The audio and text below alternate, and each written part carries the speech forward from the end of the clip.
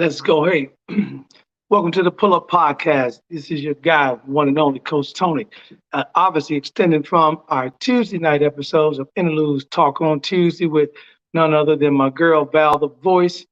Man, this has been a long time coming into the podcast. It's been absolutely awesome. The funny part about it is that been in a position all year to introduce this Pull Up Podcast. And people have been asking me, man, when are we going to jump it off, coach? And I said, I'm waiting for the right guest to bring on. And tonight, to introduce my inaugural episode 1 on the Pull Up Podcast show, I got my friend, my guy, my mentor in the coaching business, and then some. Inspirational to a lot of guys and been around the business for a long, long time. You guys are going to love this show. You're going to love this podcast as we grow. We're going to do this in leaps and bounds. Make sure that you like us in the comment. Make sure you tune in and subscribe to the show. But it's the one and only Coach Tony and the Pull Up Podcast.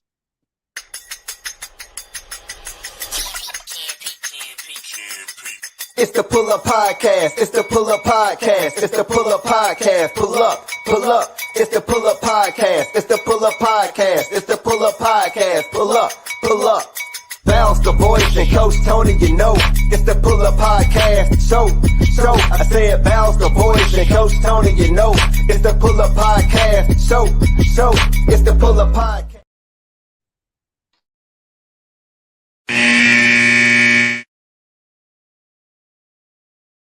On the Pull Up Podcast show tonight, coming to you live in the studios, in the Pull Up Podcast studio. Tonight, we got a guest that's going to just, when I say just rock your world, phenomenal. Been around in the coaching game for several decades. A lot of guys. He's touched a lot of NBA guys. He's spoken at a lot of camps. He's done a lot of camps. Inspirational to a lot of guys. Again, my guy, the one and only, Coach Quanzo Martin. We call him Coach Zoe, coming from none other than the Boogie. Y'all know the Boogie. You better do some homework. So, what's up, baby? I'm doing great, man. How you doing? Man, I'm wonderful. Getting this podcast pulled together, man, and they had asked me several times about guests, about people, and this and that. I want you to know I had absolutely no qualms of who I wanted on my show to introduce this show. You've been an inspiration. You've been a friend. You've been a confidant. And anytime that I've needed anything, I don't care if it's from the smallest question to the biggest question, whether you had time or you didn't have time, you always got back to me, man. And I really appreciate that. No, thank you, man. You've been good to me. You're a good person, man. A kind heart. You're a worker, man. It's the least I can do. Oh, yeah. We're going to get started here on this pull-up, man, in these 4 quarters. People don't realize, let's go back in the day. You from, as we say, the Boogie. Some of these people that don't know the Boogie, that's outside of St. Louis. We call East St. Louis, man. Just take us back to the hometown, man, and kind of introduce the fans to you, Zoe.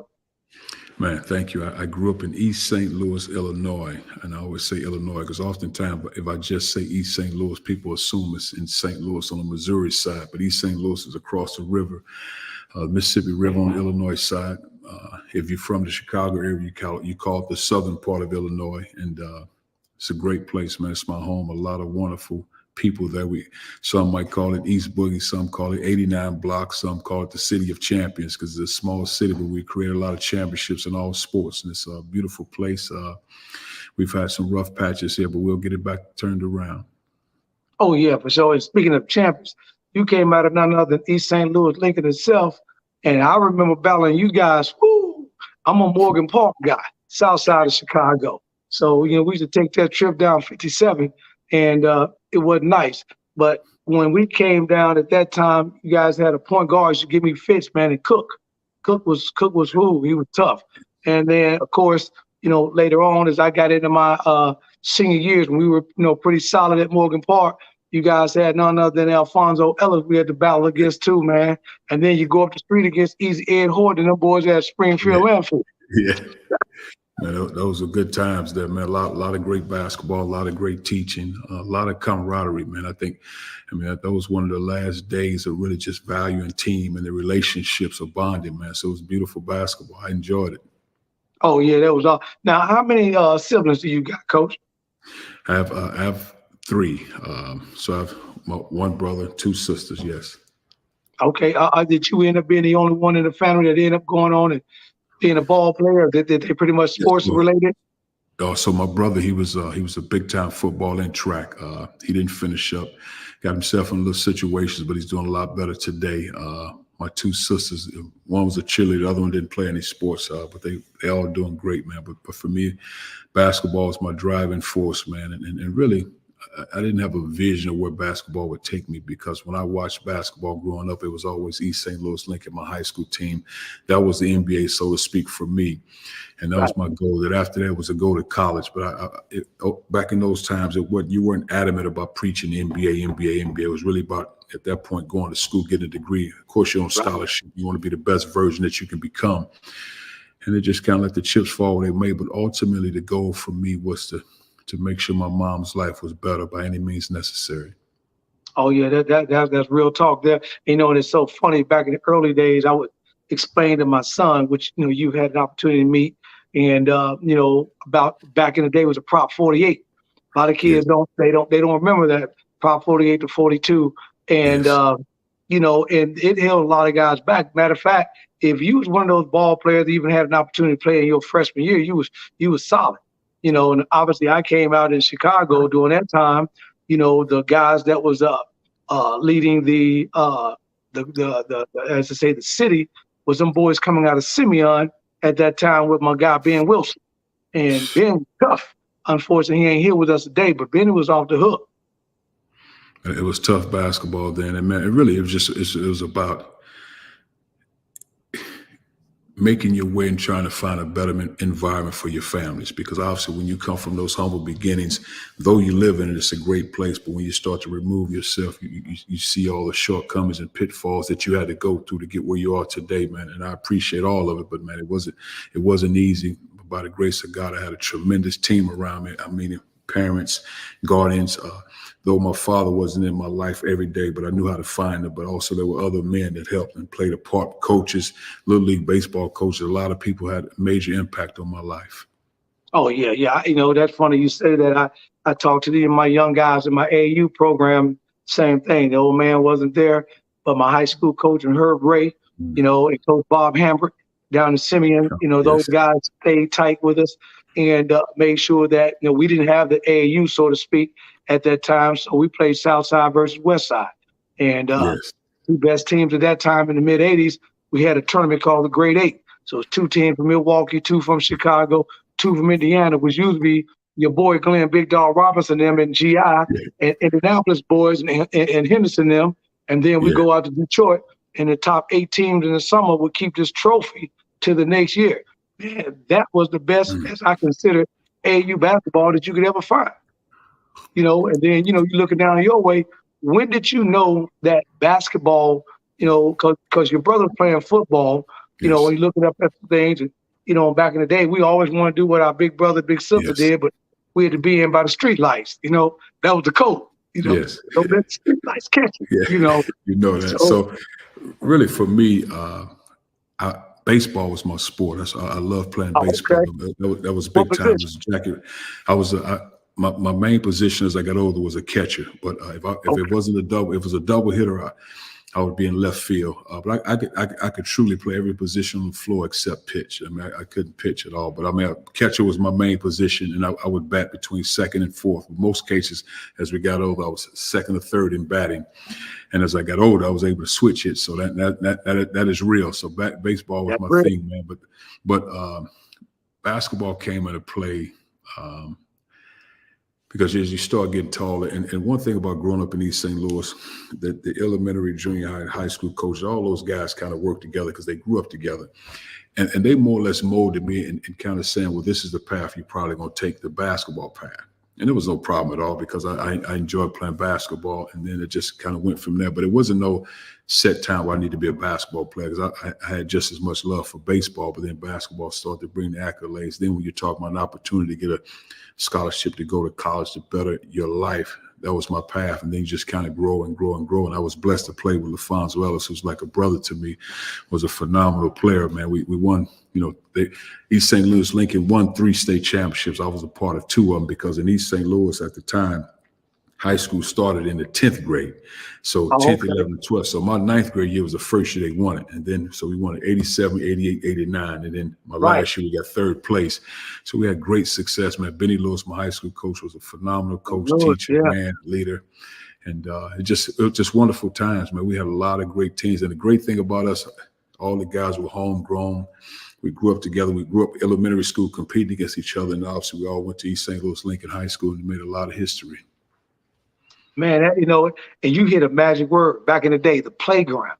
You don't hear that no more, Zoe. Matter of fact, when, you and I end up connecting down in St. Louis on a couple of my AAU events, I would tell my guys, we're going to go outside on a playground. They're like, Coach, I'm not messing up my shoe. I'm not messing up my shoes. What you talking about, man? The times have changed. But, looking at that East St. Louis at that time, and we was tough at home, baby. We had them flying boys from flying the line out. My guys, I ended up, I had an opportunity as I was coming out playing against Kendall, playing against Nick Anderson and the boys, Liberty and the boys at the crib in the city and all that. How did Gene Keady get the opportunity to lure you from St. Louis, bypassing Sam Bennett, going out to Indiana, out to West Lafayette? Well, great question. Really what it came down to at that time, remember when the situation took place around Deion Thomas surrounding that phone call with Bruce Pearl and all that. I remember. That's what slowed me up because what happened, they were talking about Illinois getting the death penalty at that time. And if you get the death penalty, that's like 3+ years, no NCAA tournaments, no major tournaments, losing a lot of games. So it's like, man, I need to figure out something else because Jimmy Collins and also Coach Dick Nagy both did a phenomenal job recruiting me because that's where I was going until that happened. Then it just kind of, at that point, I opened my recruitment up. And then what it came down to at that time, when the smoke cleared, it was Connecticut with Jim Calhoun and Coach Keady at Purdue. And the night before making my decision, my mom just said, Coach Keady seems like a good man. Not that Coach Calhoun wasn't, but Coach Keady seems like a good man. And really, in a nutshell, what Coach talked about, if you go to class every day, you'll get a degree. If you work hard, you'll play. And I think I chose Purdue because it was closer to East St. Louis as opposed to Connecticut. That means you get on a plane. And I didn't want to be away from my mom unless I had to be that far away. And Purdue is a 4.5-hour drive, even though we didn't have a car, but 4.5 hours drive is better than, getting on the plane. So that's why it turned out to be Coach Keady, and it was one of the best decisions I made in my life. Oh, yeah, man. And love that old school gym back in the day down there, man. And I tell you what, the camps are totally different now, too. We came up doing ABDC camp, and a lot of these guys didn't get an opportunity to do that where the coaches had to come. I remember, out on 79th Street in Chicago, on the west side of Chicago, where the coaches actually came out and then they invited you to a lot of the camps that we were going to go. What were some of the early camps that you had an opportunity to partake in? How did they influence, some of your basketball, the way it was sculptured? Well, it's a great question, Tony, but it's funny you ask because when people ask me that all the time, when guys start talking about AAU tournaments, functions they've been to, and all running slam and all these different events, we didn't do anything but Benny Lewis had us in the gym. So all that talent we had, we never played AAU ball, especially when it came on the scenes. Benny Lewis had us in the gym. So all year round, we were in the gym. So when the season's over, he had the gym open, I think like Sunday to Thursday. So we were always in there because the older guys would come back and play. So now you're talking about playing AAU ball. We playing against older guys that guys we looked up to. They come to the gym coming back from college or professional careers. And now you getting that type of run. That's big time run. Physical, tough, hard nosed, no fouls. The gym closed, man. You talking about from 6 p.m. to probably 10 p.m. all summer long. So it's like that was the place to be. So we just got better and better. So then we never feared an opponent because the guys we went up against, plus in East St. Louis, man, you don't fear anybody, let the chips fall where they may. But because of all the talented guys who went up to and they passed it down to us, this is how this thing's supposed to go. And you represent East St. Louis. That was a level of pride behind that. And just we had to learn how to embrace our uniqueness. We different. They say we Southern boys or this and that. Okay, and we just competed. But the great thing about us, we had a camaraderie, man, that couldn't be broken. We still have great relationships to this day because we understood in order for us to win, we all have to pitch in. And it was a beautiful, beautiful experience. Oh, man, that when I say you speaking my language right now, I feel like I'm in a French class. You know, that's the whole work ethic, you know, and that's the stuff that we talk. That's what you talked about with your players. That's what you talked about with the guys that are getting an opportunity to get next level. Now you find yourself at Purdue, you're down in West Lafayette. You know, the great thing about it, you're in St. Louis, so you don't worry about the weather because the weather's pretty much the same. Yes. You know, and then you get my boy, Big Dog, coming from GI, end up connecting with him on the yard. So, and then you guys had y'all had a tough squad coming in at Purdue. You guys went back-to-back Big Ten. I think your sophomore, junior year, I think it was. It was 3 in a row. So we won. So I was a part of 2 of them. So 94, 95, and they won in 96. Now, for people that don't know me, and I'm not a liar, but for people that don't know me, I claim the 96 too, because those are like my brothers too, because 3 or 4 of those guys redshirted. We came in together, they redshirted. So I say we won 3 Big Ten championships in a row, but I was only a part of 2. And it was great times, man. But Glenn kind of set the tone. And then obviously you're talking about he's the last college player to average 30 and 10. Yeah, I think he averaged 30 points, 10 plus rebounds, 2+ blocks, 2+ steals a game. The last guy to do that, man, just phenomenal numbers. And you talking about double team guys hanging on him, pull up, shoot 3 balls. He was just relentless with it. Just a gifted scorer, man. And just what made him so good, it was just basketball. And I'll give you a story about Dog. Obviously he's my roommate, but and I'll give you 2 contrasting thoughts, and you can make out of what you want to make out of it. So when I was 0 for 6 from 3-point line my sophomore year, and Coach Katie said, "Zoe, stop shooting threes." Now that's probably only we only played 10 games. "Zoe, stop shooting threes." So I stopped shooting them and he said for the whole year. So I never shot another 3. I was 0 for 6. My sophomore year never shot another 3. Now on the flip side of that, Dog might have been shooting 27 or 28% from 3. And Coach said, "Dog, stop shooting threes. You know, this. The next game he came out, he's 5 for 7 for 3. But it just shows you the mentality that he had. And the thing about it, he didn't come out as a selfish player. Like he came out because that's what I do. He didn't come out to say, "Coach, I'm going to show you up." He came out like, "This is what I do." And his mentality was locked and loaded. His mindset was what it was. And he was one of the first guys I'd really seen. No matter what happens on the floor, if he had the ball in his hand, the play can be designed for somebody else. But if he had the ball in his hand and you gave him an angle to score, he was always a threat every time down. And that's what made him so tough to guard. Oh, yeah, he was very tough. You know, I remember just the high school days going down in that GI and Gary Roosevelt. Man, them boys, you know, it was a whole other ball game. But, you know, excuse me. But it was so funny because they were so close to the south side of Chicago. We pretty much adopted GI as part of it, like almost like the suburbs, even though it wasn't our suburbs, you know? You know, it was amazing. And now you find yourself at Purdue, you're down there, you battle in the Big Ten, and now the time and the opportunity comes, you get the dream that a lot of guys don't get. And this wasn't the Memphis Grizzlies, this was the Vancouver, the original Grizzlies that had an opportunity to draft you. Take us through that process. Man, it was a great one. Just so I got drafted by the Atlanta Hawks. That's who drafted me, and it was a phenomenal experience. But leading up into that, because I had my first major knee surgery in the 9th grade, so I was 87. Then my second major knee surgery before I entered Purdue. Then I had the third one go October of my senior year, but I never missed. I missed exhibitions. I never missed a game. Right. And so really at that point, when it was coming down to it, I knew that I wouldn't be a guy that could be in the NBA for 10 years because of my knees. I knew that once they saw my knees on the x-rays, there's no way in the world. Plus I couldn't, I don't think my knees could hold up at that level. Right. So really my prayer was to God, just allow me to hear my name get drafted. and I was okay with that because I understood it. It wasn't like I was doubting myself, but I understood. I knew the impact of my knees. And then the 55th pick in the NBA draft was, and for those, my name is Konzo. So the 55th pick in the NBA draft, they said, in the 55th pick, Konstantin Pope. I said, man. You're going to do it like that. So, and that's what it was. And then, so I was the 57th pick by Atlanta, ended up getting cut by Atlanta, which was great, played in the CBA.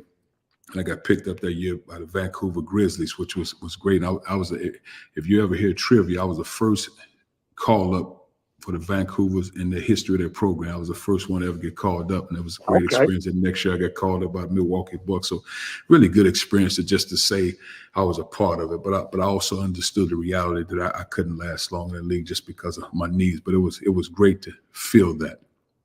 Yeah, and the crazy part about that, what you just said, just look at what God does. Then you get called up and go to the Bucks, and you end up being reunited with your boy Big Dog. Exactly. It was a great time, man. And it was just going back in the gym. It was fun times, man. And just to see him grow and mature as that basketball player and be a star player with he and Vin Baker, it was phenomenal. Then they brought Ray Allen on. They had a great trio between him, Vin, and Ray Allen. It was special. Ray, yeah. Yes. Yeah, they were special. And Ray was just coming out that championship year with UConn. And the crazy part about this, you had a great opportunity, whether you went to Purdue and did what you did, or took Coach Calhoun, went to UConn, both had a great run. You're going to have that great, successful college career. Then you find yourself, like most of us, figuring out, okay, now NBA is not going to be an opportunity for me. I need to figure out something else. And then all of a sudden, you get an opportunity to go to Europe and play FIBA basketball, end up in Italy. How did that go? It was a wonderful experience, man. Just to because we went on a college trip going into my junior year. So we went France, Belgium, I think Amsterdam, Antwerp, one of them, and for like 10 days. So that was great as a team. But you get over there, you're ready to go after 5 days. You're ready to get back home. You don't really understand the impact of being abroad and really studying life in different cultures.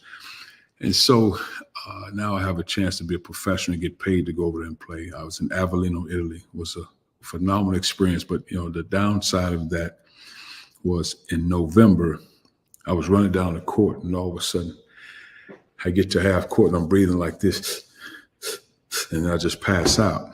And I pass out in the court. And so they take me back in the training room, and the trainer, he couldn't speak any English. So what he was trying to say, he was saying, when you first came over, because I came over in August, he said, when you first came over, you were big, but now you're small.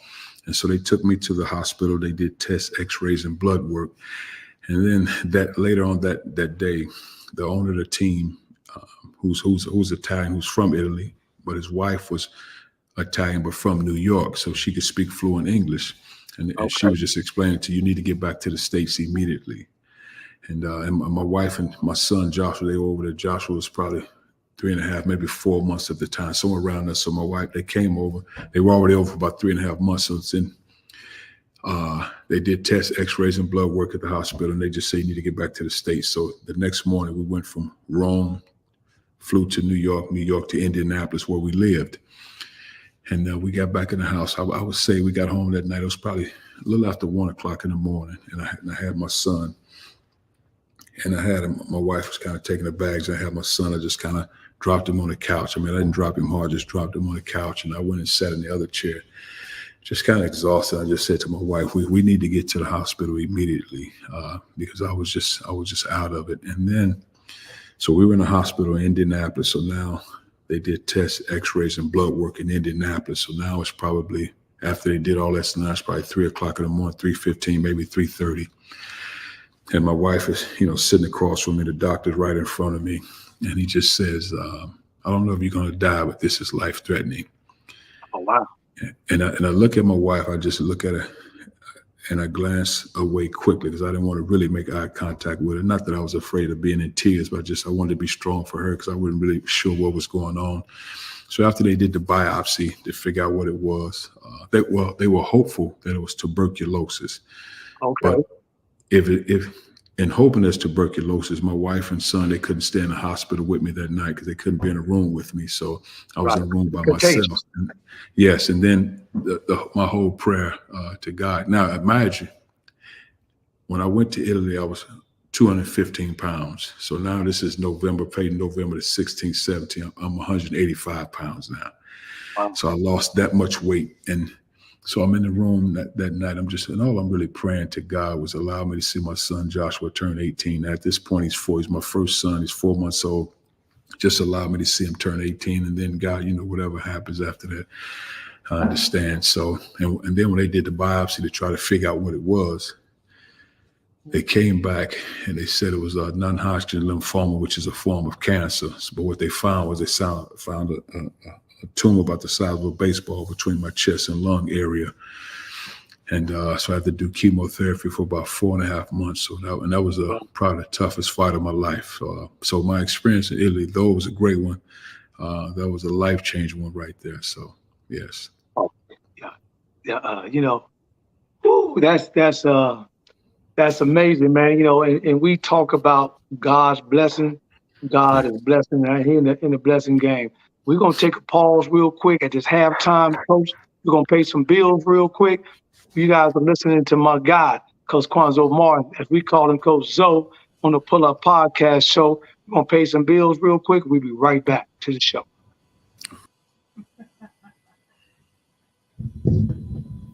Hey everyone, this is Val the Voice Johnson. Great to see you all. Oh my gosh, this is the Pull Up Podcast, and we're so grateful that you're joining us on this wonderful Monday evening. At halftime, we want to let you guys know that I am now a podcaster, also a motivational speaker, but also at this time, I am an author. It is time for A DJ Saved My Life. If you want more information on the book, and it's pre-release. It's in pre-release right now. You see this wonderful QR code? Go ahead and scan it and go ahead and pick up a pre-copy of A DJ Saved My Life. It is about my time through grief and how podcasting saved my life. Oh my gosh.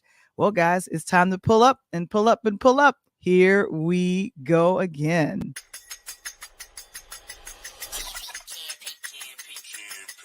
It's the Pull Up Podcast. It's the Pull Up Podcast. It's the Pull Up Podcast. Pull up, pull up. It's the Pull Up Podcast. It's the Pull Up Podcast. It's the Pull Up Podcast. Pull up, pull up. Bounce the voice and Coach Tony, it's the Pull Up Podcast. So. Man,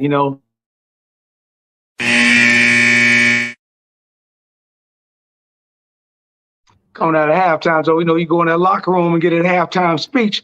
Let's go, boys. That's incredible. And the phenomenal thing is, for most people, they would have quit. For most people, they would have stopped. For most people to get back, I've met your family, your wife, your boys, man. It's been great. Tell the family I said definitely say hello. And you got my guy, in that Purdue uniform right now making moves. So you get back, you get home, they get you squared away. What are your thoughts right now in terms of playing basketball again or retiring from basketball? And then how did the coaching bug bite you to say, if I can't run up and down that court anymore, I want to go ahead and I still want to be involved in the game, but I want to be involved in the game from this aspect? Well, it was a joy for me to just to be living at that point. Now, what happened was after I went through chemotherapy for about 4.5 months, so my last treatment was April the 20th of 98. And then I signed a contract to go back to play professional ball internationally. And 2 weeks before I was about to go, Coach Katie called me about an opportunity to be on Purdue's staff. But I would have to wait a calendar year to be on their staff, which it worked out anyway, because I had to go back to finish up and get my degree. Because when I was in college for 4 years, I never went to summer school because I felt like I could make more money working. Right. So I never went to summer school at all because I can get more money with a job. So I had to go back that calendar year to finish up school. And so when I finished up school, I started on Purdue's basketball staff in 2000. So I was at Purdue from 2000, 2008. And it was really a great experience for me. But before that, while I was going to school, I lived in Indianapolis, so I was driving back and forth to West Lafayette, which was an hour away. But in the process, I was coaching at West Lafayette High School. and I coached the Okay. JV team. So that was a great experience to segue into the college game because, again, you have perceptions or you perceive how the game's supposed to go, how you're supposed to coach the game as an assistant coach, but you don't know until you're really in it. So that was a great experience for me to coach some young guys and to build relationships with them, to really sharpen your tools and your halftime speeches and all this stuff. So it was a fun time, but I took it very seriously. That's they're amazing. So then you on Purdue's bench. They had another great run. Coach Katie had a great run, put up some solid numbers. Now you get an opportunity to break out. And I think you get out, and I think you made a move there and went out to SEMO, right? Yeah, Missouri State. Yeah, Missouri State. Yeah. So you get a chance to make that. Well, my boy down there right now, Dana Ford. Yes. And it was a great experience for me, man. But I will tell you, when I first took that job, that was probably the loneliest time I ever experienced as a head coach, or even in coaching at all, because it was 2008. I just got the job. And, we struggled as a team because you're trying to build your team up. Because the guy that was there for 9 years, and he came close many times. Barry Henson came close to getting the NCAA tournament around the cusp of it and did some phenomenal things. So now we're taking over a program.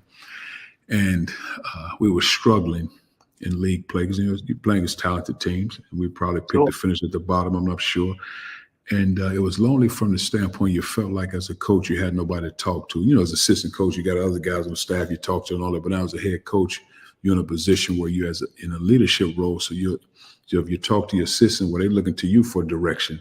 Right. If you felt like if I talked to other coaches, you don't have it figured out on your own. So now you're in a lonely place. And really, as you get older, you realize everybody need a helping hand, everybody need a listening ear. But when you're young in the coaching profession, you don't know those things. I could have easily called Coach Katie, hey, Coach, I need you. Matt Painter was my teammate, but he's also a head coach at Purdue. You could easily call guys to lean stuff up, but there's so many other guys, but I just didn't. But the beauty of that all is I was on my knees more than ever, and that's when I really grew. Through prayer, I just really grew in it because I leaned on God. The ultimate father and an ultimate person for direction and guidance. And he led me, and it was beautiful. And I just grew out of that. And I gained more wisdom, knowledge, and understanding through prayer. And really, I learned how to give more. I learned how to be present with those players on the team. That's the most important thing. Don't get consumed with, okay, what happens in this next game? Be present right here. You learn how to lead. You learn how to have integrity every day, good and bad days. And then the other thing is you have compassion in what you're doing. And the one area I always struggled in up until now was to be rested, because I was always restless because you're trying to win the next game. You're trying to win the next day. You're trying to prepare. So I never got the rest I should have gotten in the coaching profession, because you're always going and going and going. And your mind is so wired to be successful.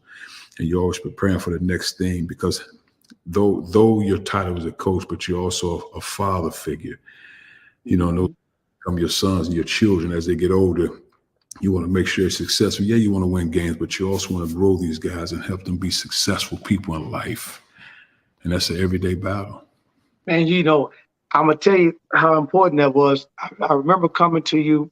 I probably was, I want to say maybe my second, third year at Fisk University. For some of those that don't know, Fisk University, small black HBCU here in Nashville, Tennessee, and got my start. And I remember reaching out to you, like, Joe, man, I got an opportunity to do this and that. And I was trying to get some moves, actually trying to get over there and work with you and do some things.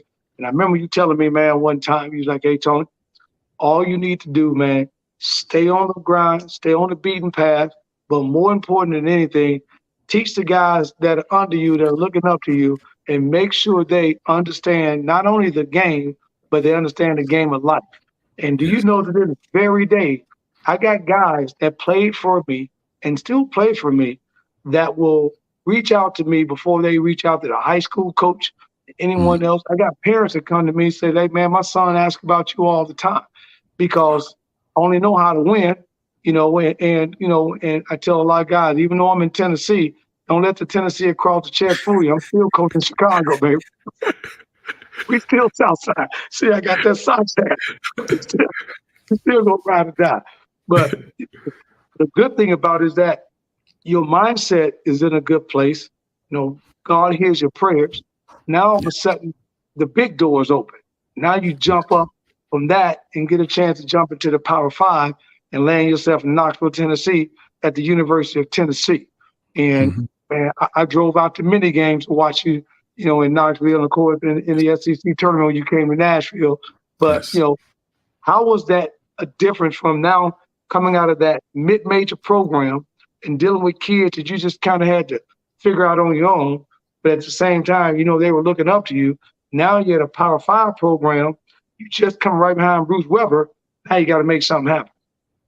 Well, I think the biggest thing, and I'll always remember, regards to whatever levels, for me, is always doing it with integrity. That's first and foremost. Then you also have to realize you're always good enough and you're always smart enough. So I think oftentimes as Black men, we wrestle with that at times because we want to be the best we can be. Or you try to fight stereotypes or profession. You're good perceptions, but you're good enough. And I think that's the biggest thing. But for me, in making decisions, everything I do, I always try to be clear, concise, and consistent. Whatever I was doing, even in making decisions, because there were several opportunities.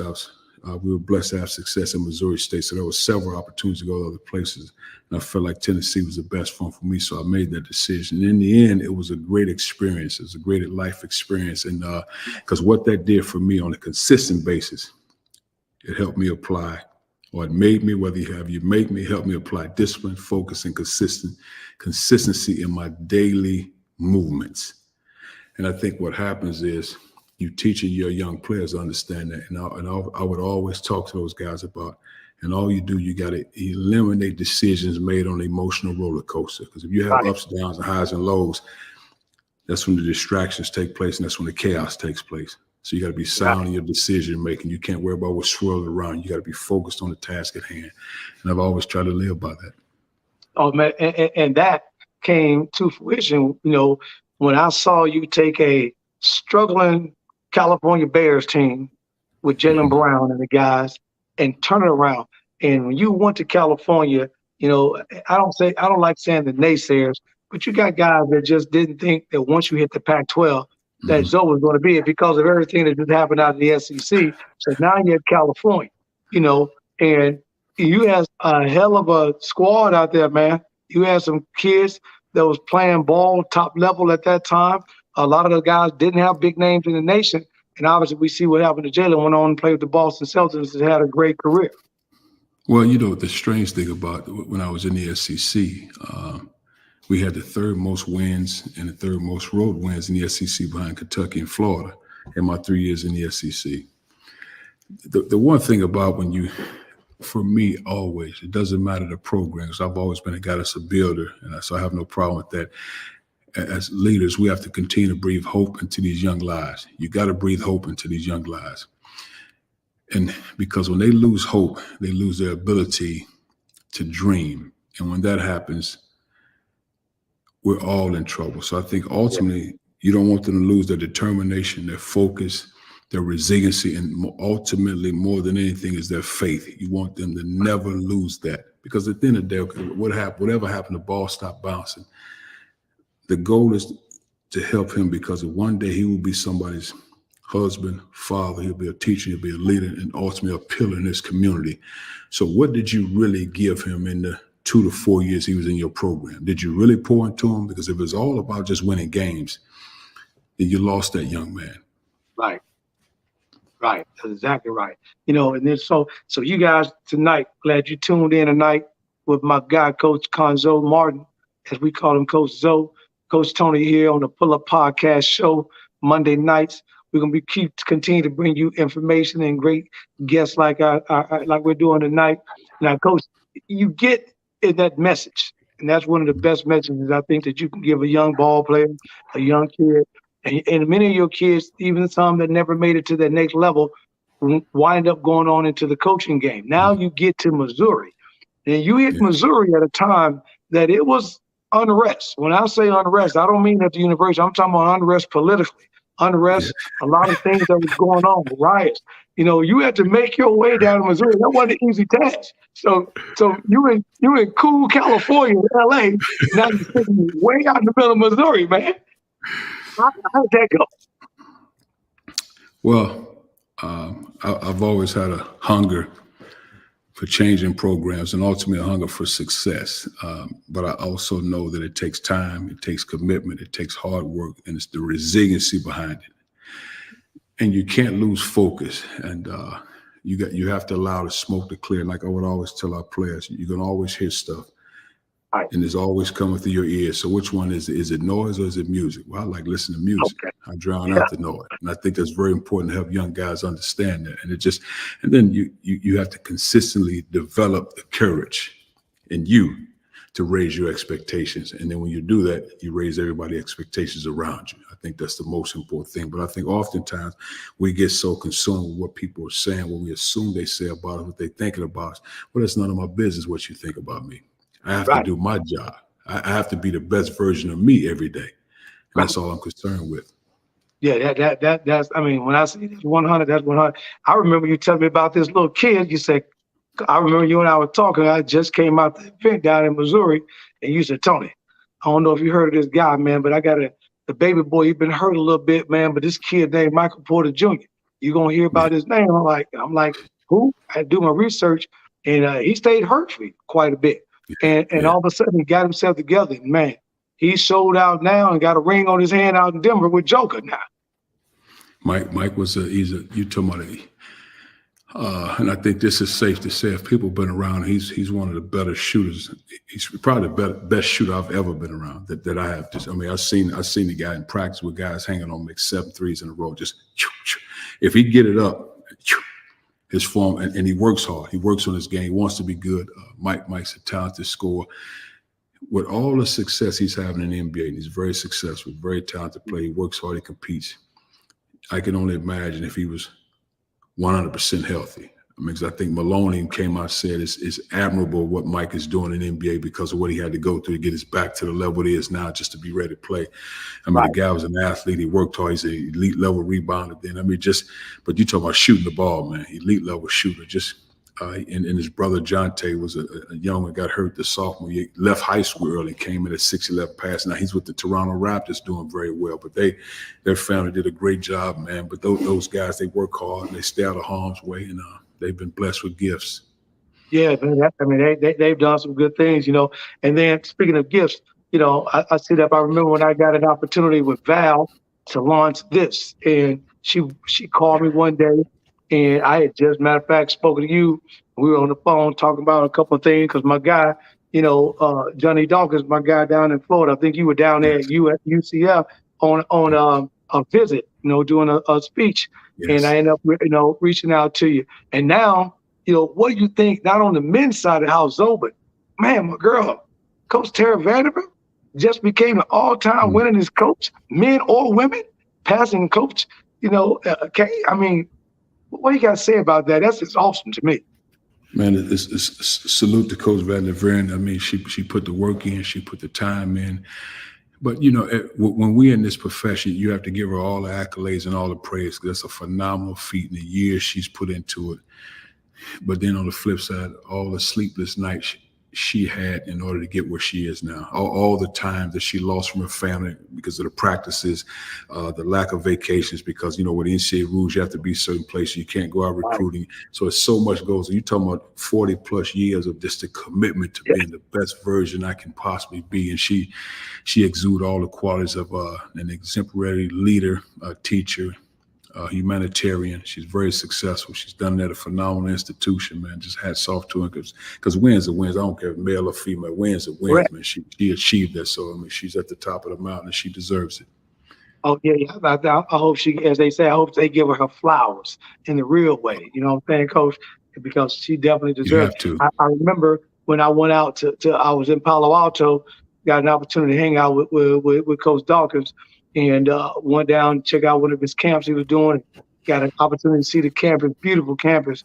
And I got a chance to meet Coach Vanderbilt during that same time. My niece, Alexis Jennings, at that time was coming out of high school in Alabama.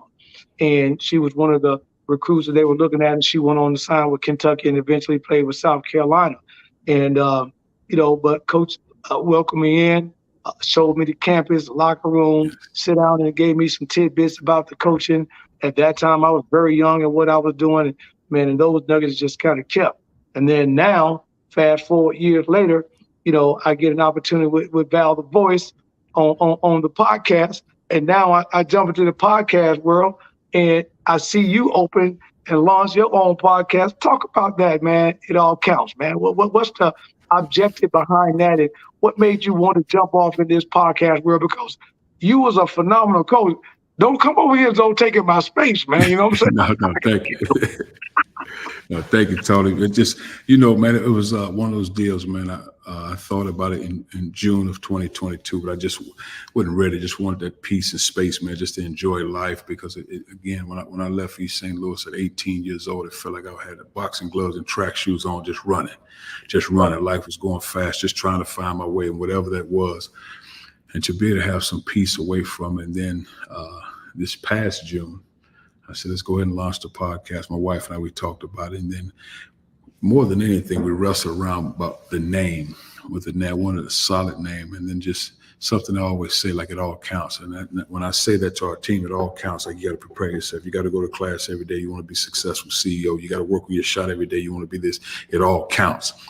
And I said, well, there the name is. It all counts. And that's why I went with the name. And really, we've had phenomenal guests. And our show is really about uplifting, but also talking the peaks and valleys of life, because everybody goes through something, and God presents storms to us. And for me, when God presents the storms, I love it, because that means he loves me. He gave me another assignment. Okay. Because I think that's when you grow on the storms. And I've had some of my best lessons via pain. So it's beautiful. So if I don't get a storm, I'm wondering, like, something wrong. I got to knock on this door. Like, did you forget about me? I need that. And I think that's what our show is about. It's people, we've gone through things. Though you might appear to be successful, you might be successful now. What did you go through? Some things you went through that caused trauma, that caused pain, that caused you to doubt. That's part of life, because I think oftentimes we don't give the real version of ourselves to the youth, because when kids see perceptions, now everything on social media, everything is so beautiful. The best looking girl, the best looking guy, big physique and all that. Well, let me see you before you start lifting weights. I mean, so we got to give our kids the best version so they understand it's okay to fail. And I think in our society nowadays, we don't make it okay for our youth to fail, to make sure we don't allow them the comfort to struggle and go through something. There's no perfection in life. There's only one perfect being. So I think for us, it's allowing our youth to have struggles in life. And I think they will be better off for, because we're not paying attention that the suicide rates are going through the roof with our teens. They're going through the roof because they're seeking a certain perception. So we have to be careful in helping our young men and women, educate them, let them know it's okay. It's okay to have bad days. It's okay to struggle. It's okay to get an F on the test. You can bounce back from it. I had plenty of, and I was able to bounce back from it. So you can still be successful, but we got to eliminate this version of perfection, because it's destroying our youth. Yeah, it definitely is. And it's not only destroying the youth, so it's making them self-serving. Basically, the ones that are buying into that are feeling that we owe them something. And I give you a perfect example. I want you to speak about it. We talk about, I got another one of my shows that comes on tomorrow night, Interludes Talk on Tuesday, when we're talking a little bit of entertainment and sports. But the last month of December, I've really been hammering the NIL process.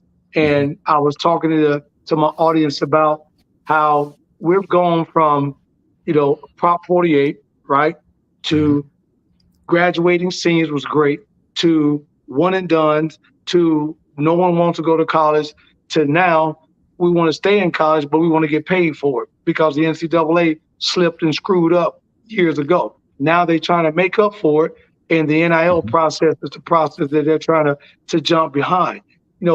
How has the NIL changed the playing field for especially the Power Five? Because as you and I just seen, the wonderful conference that you came from in the Pac-12 will no longer exist after this year, because they're going to be in the Big Ten, and most of them are going to be in the Big 12. I talked about this 2 years ago. People told me I was crazy, and I told them at that time, you would get the Big Ten and you would get the Big 12, because when you're looking at those schools, they're not going to come across the country to join the SEC. And 2 years later, what happened? Top 14 go to the Big Ten. The other ones go to the Big 12. So when you look at the NIL and what it has done to that playing field, what's your thoughts on that? Is it going to get better? Is this here to stay? Or how are these coaches? Because, Nick Saban retired last week, right? Yes. And they went to ask him about his reason for retiring. And he says, because I went to sit in the kid's house and to recruit him to play for the University of Alabama. And the first question out of the kid's mouth was, how much money am I going to get paid? And at that point, I knew it was no longer about football in the University of Alabama. It was now about money. And what I can't do is recruit and talk money when I'm trying to teach and educate this kid for life. Well, this is complex, and I'll kind of give you the best version I can with the time that we have.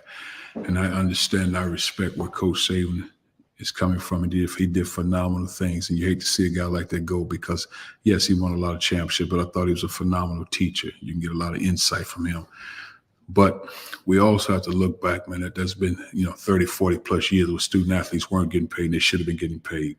Right. So I'm happy they're getting paid. I wish there was a way, a consistent way we can get paid. So now whether you get kids with, everybody gets $500,000 on the roster. Or I'm just talking basketball. Everybody gets $500,000. Every other sport, whatever you deem, give $500,000. Great. Give them $400,000. Give them $600,000. Whatever the amount of money. Okay, great. What I like to see the balance in is the transfer portal, because the name, image, and likeness that's here to stay, and it should stay. Kids deserve to get rewarded. Coaches getting phenomenal money, which they should.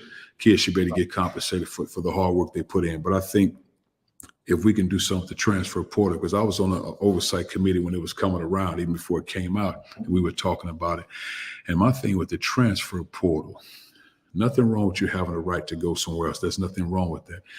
But I was giving an example of myself when I was explaining to the committee. I said, if I'm coming out of East St. Louis and I go play for Coach Katie, and I decide to transfer because the times were hard, and I'm allowed to, and the next year I go somewhere else because the grass is not always green on the other side, and I transfer again, So now when I leave school, hopefully I get a degree, but if I don't get a degree, who do I have a relationship with to go back and say, I need help to get my degree? Who would have a relationship to say, can you help me get a job, coach? Because the percentages say not many of us will be NBA players.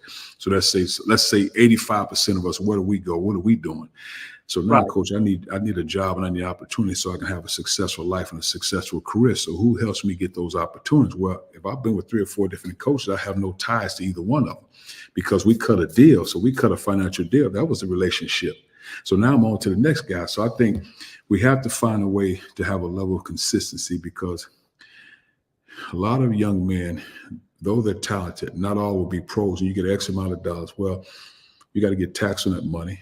How do you handle that money? But that's another story. We can get to that. You got to be able to manage that money. Try to manage that money, and who are the right people around you to not take that money from you. And I think those are the valuable lessons that need to be taught. So there's a lot of relationships that are breaking up as we speak because the young man gets money, and a lot of people think they owe that money. Right. And then all of a sudden you're breaking families up because families feel like I deserve something. I should get some of that. So there's a lot of stuff that we don't talk about behind the scenes. So I wish there was consistency in how we distribute the money. Now, it could be $1 million a player. That's fine. But I think the bigger issue is the transfer portal, because I want young men and young women to have some consistency so they can have opportunities after college. And that's my biggest concern. Oh, yeah. Well, we are in the 4th quarter. We're in the Pull Up Podcast show, talking to my guy, Coach Quanzo Martin. Here, Coach Zoe, formerly known. If you got a question for him, pull up on us. Let us know what the question is so we can put it in the box and we can make sure Coach answers it before we get out of here. You know, Val, I see you just jumped on. Did you have a question or comment for Coach at all? I do, but I want to do this first.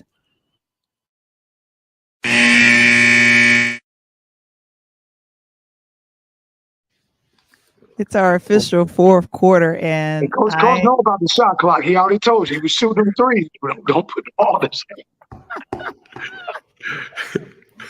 I've been enjoying and listening in the background, Coach Zoe, and it's been wonderful hearing of your journey.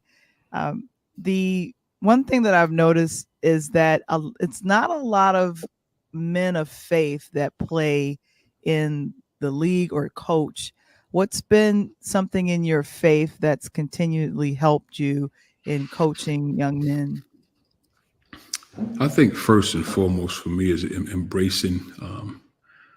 I've always tried to embrace my uniqueness. Who am I?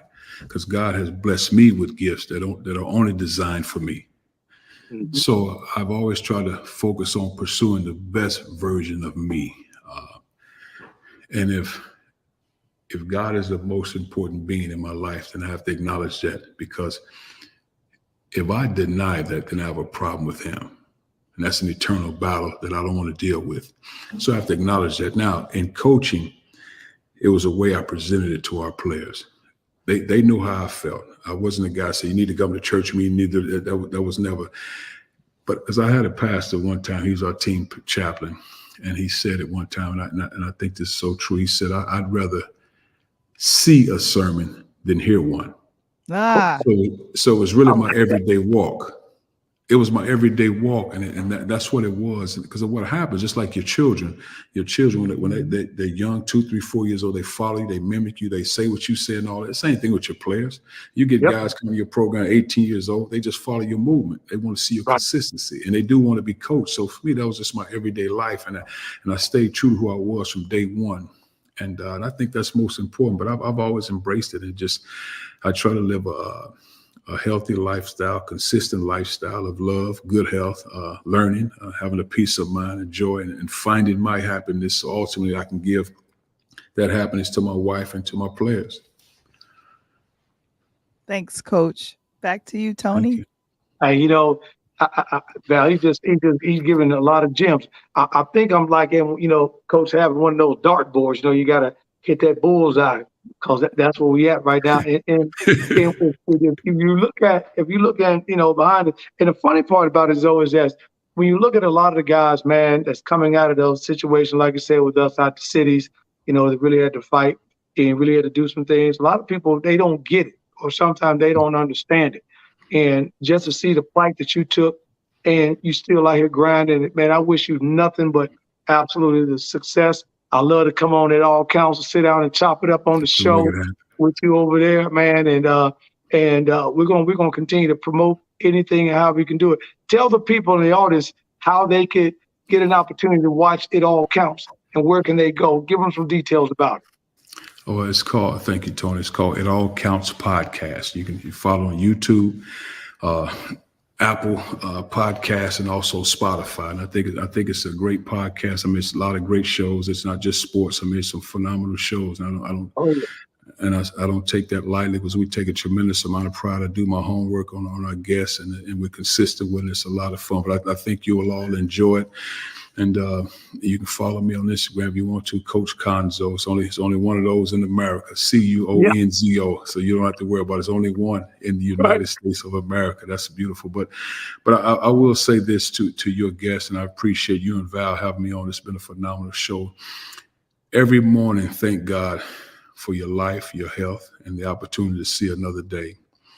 And next, ask him for knowledge, understanding, and wisdom, and ultimately a peace of mind. And I think when you do that, you can't lose. No matter the score, you can't lose. And I would always say to our team, if we play the way we're supposed to play, we play as hard as we're supposed to play, you never have to look at the scoreboard, because you would die a winner.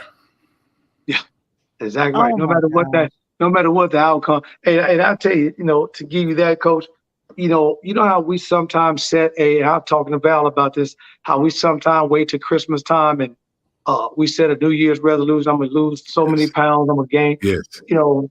I was talking to, I think you last year, I was going through some struggles, doing some things. And a guy told me, say, hey, Coach Tony, you always set resolutions based on things that are attainable. And so I said, you're absolutely right. So I made the most basic, and this is actually right at the time that Val and I came together to do our first show almost 24 months ago, give or take. And at that time, I told myself my lucky number was 7. I pledged my frat Kappa Alpha Psi number 7 online. My birthday's in July. Both my son and my daughter that you met, birthdays in July. My baby girl, my granddaughter's birthday is, the new baby is born Easter weekend on 4/7. So 7's happen to be that number. So I set my clock, and I made a New Year's resolution at that time. Set my clock at 6:53 in the morning, 7 minutes to 7. I get up by 7 o'clock. I get on my knees. I grab the Bible. I flip it 7 times. I close my eyes. I point, and I read 7 verses.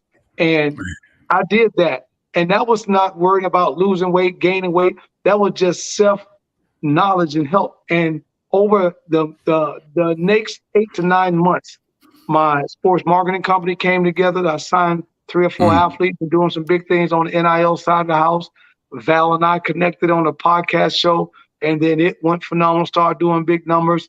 And now here I am a year later from that point, and I'll launch my own show, and you're my very first guest. So when I say the power of the man upstairs, I definitely believe in that. Staying focused and staying true to who you are. Amen. That's beautiful. But hey, you know, I appreciate that, Coach. It's been wonderful. You guys, you've been listening to my guy, Coach Zoe Martin, here on the Pull Up Podcast Show, and my girl right there in the corner, Val the Voice. You'll see us tomorrow night on Interludes Talk on Tuesdays. Pull up on us there on YouTube as well and get some more knowledge. And Coach, man, anytime you want to come back, man, you are more than welcome, my man. Thank you for having me. I enjoyed myself. Pleasure meeting you, Val. Pleasure meeting you as well. I really appreciate you coming by and stopping by and letting us and talk with us. Very quickly, I see that our coach went ahead and mentioned that on tomorrow, we're back, and we're doing what? The Oscar nominations hit in the morning on tomorrow, and we'll be talking some of the best films that came out in 2023, including Oppenheimer and Flowers of the Killer Moon. And so we'll be chit-chatting about that. But my gosh, this has been a phenomenal time. Let's do it again on next Monday. Make sure you come and pull up. Coach Zoe, Coach Tony, thank you so much for being here. We appreciate you. Oh my gosh. And thank you so much, April, in the chat. Thank you so very much. Christopher Robinson says, fantastic show. Always good to hear from you. Then also Eric, another tall black guy in the chat from the Shy. Thank you so very much. And then Coach CEO Facts. So good to see you. And then William K, Chi-Town to Chi-Town. Love it, Coach. Love it, Coach. And we thank you guys so very much. So we'll be back on next week. Make sure that you come and you pull up. Bye-bye.